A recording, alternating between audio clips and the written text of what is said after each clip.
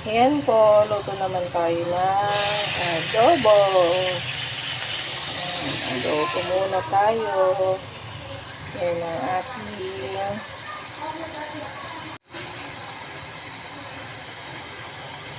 adobo muna.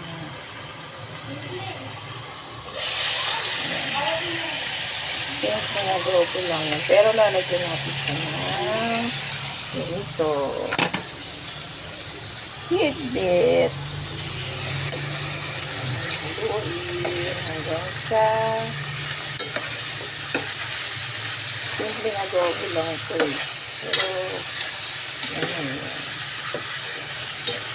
May pasok na naman. Kaya kailangan ito. Lagyan natin ng luya para tanggalan sa pag may luya. Kasi ang luya, yung lansa ng manok na yun pa rin. Kailangan may luya.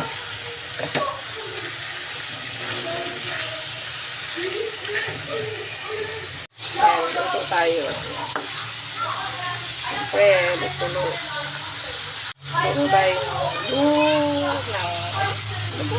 Adobo. Haluin natin para medyo mag-toasted. Tapos saka natin sa lalagyan ng tuloy saka tubig.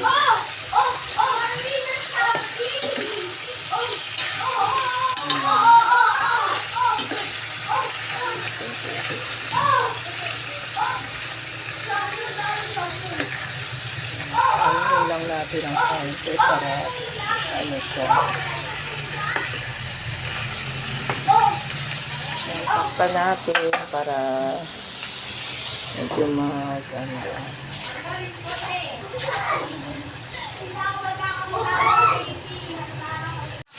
yan. Ba, medyo nagto-toasted na siya. Ganyan ang pagluluto ng adobo. Parang konti lang yung sabaw niya.